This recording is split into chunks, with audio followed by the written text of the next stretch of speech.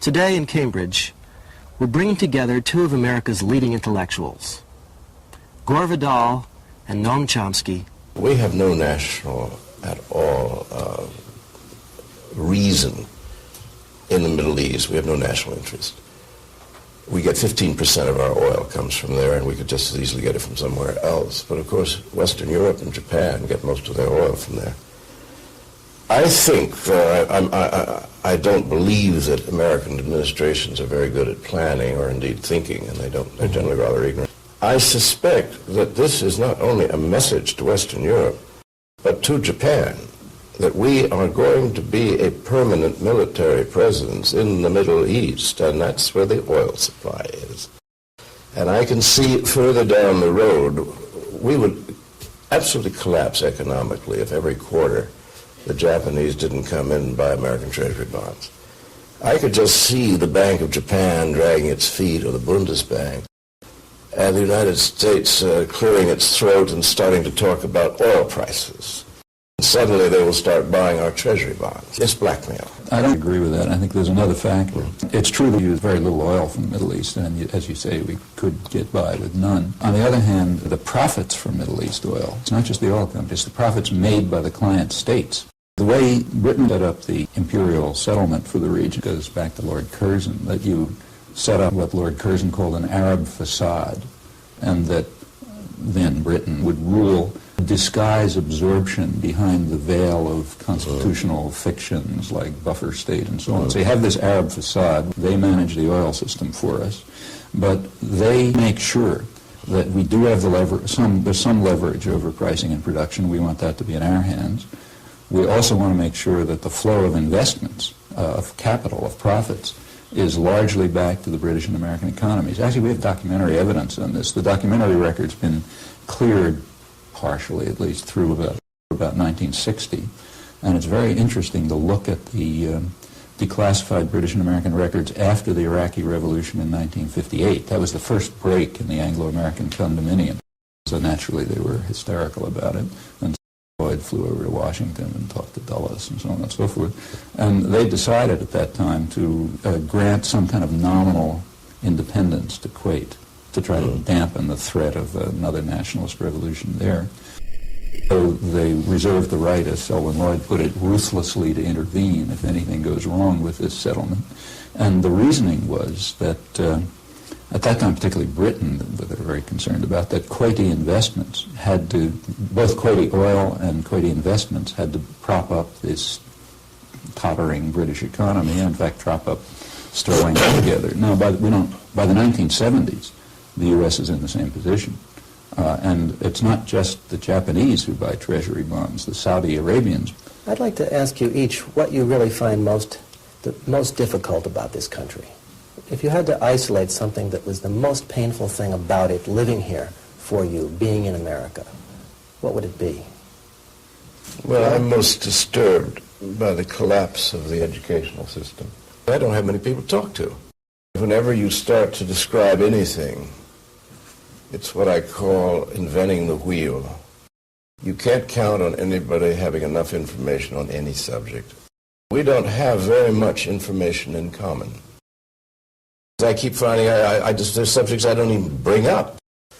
One Madonna does not an Athens make. I don't think I'm seeing it as dismally as you're presenting the way I'm seeing. I do find conversation much easier than 30 years ago.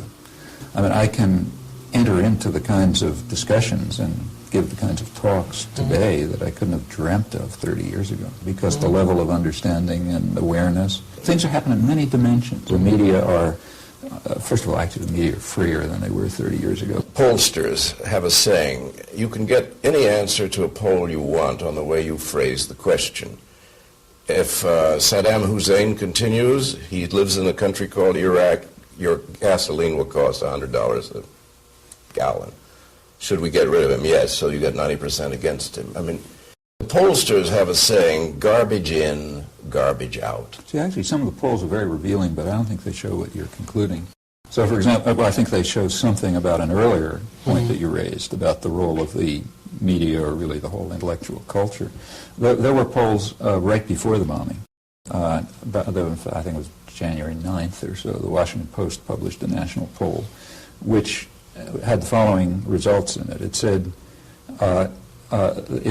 if Iraqi withdrawal from Kuwait could be assured on condition that there would be an international conference on the Arab-Israel problem, would you then agree? Now, that question was framed so as to minimize the possibility of a positive response. It started off by saying George Bush is against this, because I hadn't seen anyone advocate it. Nobody came out and said, yeah, that's a good idea. So you had people saying, I'm the only one who believes this, but I'm going to say it anyway. Secondly, virtually no one, maybe no one, who said yes knew that just a week before that, U.S. officials had released an Iraqi proposal to withdraw totally from Kuwait in exactly those terms, and had regarded it as a serious proposal indicating Iraqi intention to withdraw, and the U.S. had flatly rejected it. Virtually nobody knew these things. Suppose that you had an information system which presented the world as it is. Now, then you would have people saying, well, yeah, there's an offer like that on the table. It's been debated and discussed, and the merits have been discussed. Now, how many people would have come out in favor of it? Well, probably 98%. And then there wouldn't have been a war. Now, when you ask about public opinion, you can't just say, well, what did they say in the poll? You got to look at these issues. It's not the government. This isn't Russia. Yes. The government can't tell CBS or the New York Times or the New York Review of Books, you keep these things quiet. Part of realism is to recognize that there's been substantial improvements over the past 30 years. The country is a lot more civilized than it was 30 years ago. Civilized in what sense? We're still doing the same evil deeds. But I keep repeating myself, but we are not. The options of things like, say, the Vietnam War are virtually inconceivable today. Even things like classical intervention are virtually inconceivable today. And the reason is because of changes in the popular mood. And you both have seen, I think, many glimmers of light in the panorama of the world scene.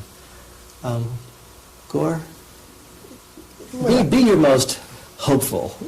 Well, the most hopeful thing is that there are two great forces in the world at any given moment.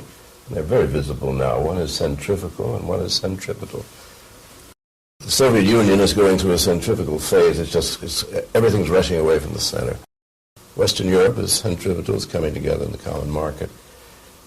I think that finally it's getting through to peoples all over the world that the nation state is an unnatural sort of arrangement. Nobody likes it. The sort of Bismarck, Lincoln state. I see that as just instinctively as happening all around the world. We will perhaps break up into cantonal systems, and we have a larger organization for a better environment and a better economy. It's like the common market. So from that point of view, I think something is happening around the world. And if we don't blow ourselves up, I think this centrifugal force is going to be extremely good for it, balanced with the centripetal ones. Now, if it gets out of balance, we're all in trouble. History is complicated enough, and people are complicated enough, so there's a lot of ways of reading the evidence.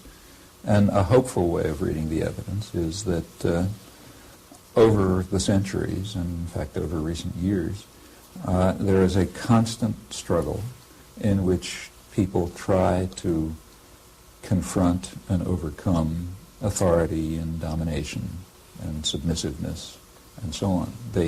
You struggle against it in a lot of ways. I mean, one way to struggle against it is neurosis or pathology, because you don't recognize it and you just internalize it. That's a kind of a non-constructive way to struggle against it. More constructive ways are to recognize it, understand it, find ways of working with others to change it. And there are plenty of indications of that. I mean, we live in a different world than we did 400 years ago, or 200 years ago, or 20 years ago. Insofar as there have been improvements, and there are some, and some significant ones, they're because of the manifestations of these tendencies of, I hope, human nature. Well, that's hopeful. I want to personally thank you both for coming here, talking with us. It's been a good conversation. Thank you. Thank you.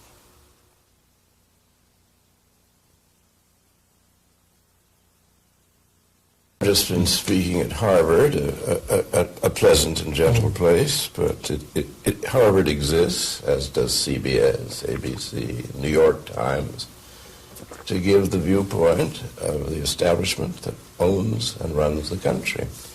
And they have a worldview which does not coincide at any point with any reality that anybody mildly curious can discover. I would say that probably what the people think on almost any subject has been doctored for them. Sanctions were working against Saddam. The problem was that 90% of the people, when asked do they think sanctions were working, didn't know what the word meant.